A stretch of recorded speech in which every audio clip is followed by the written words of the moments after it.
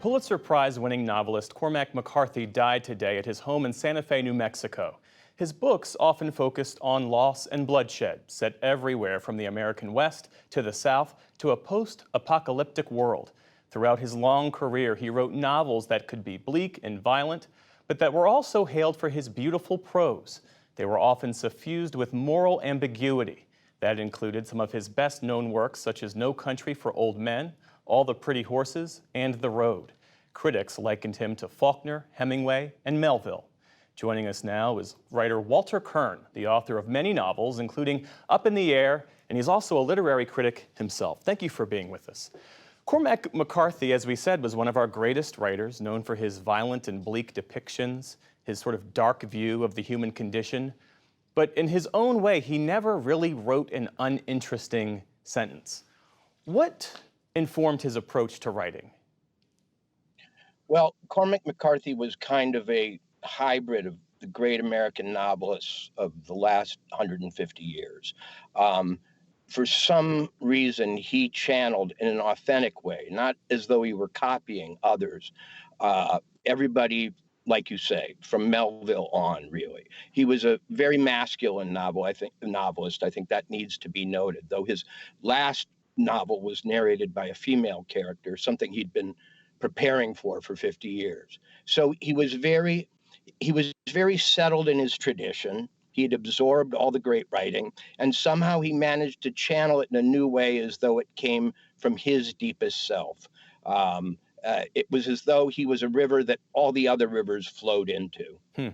He was relatively obscure for much of his career, and when fame and acclaim eventually found him, he really abhorred talking about his books. He didn't do very many interviews.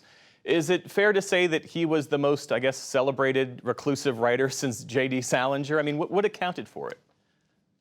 Well, we've got a few celebrated reclusive writers like Thomas Pynchon in this country, but McCarthy, who did get around, he just lived a very private life. It wasn't as though he was completely hiding out or he didn't want his photograph taken.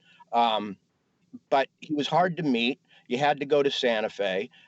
You had to sort of seek him out. But he wasn't pushing America away. He just wanted to do his business. And his business was the page. And that was where he focused himself.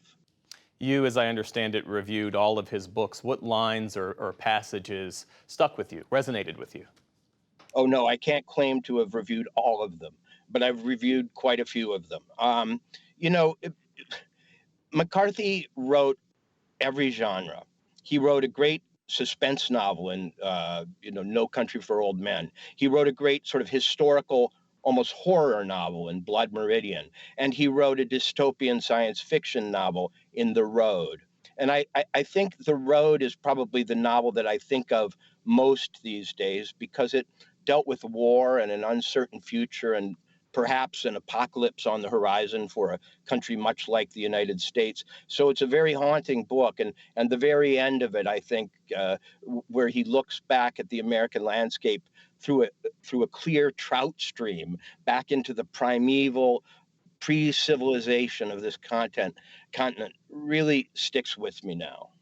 How do you think McCarthy and his body of work, how will it be remembered? It's going to be remembered with extreme fondness, respect, and I think affection.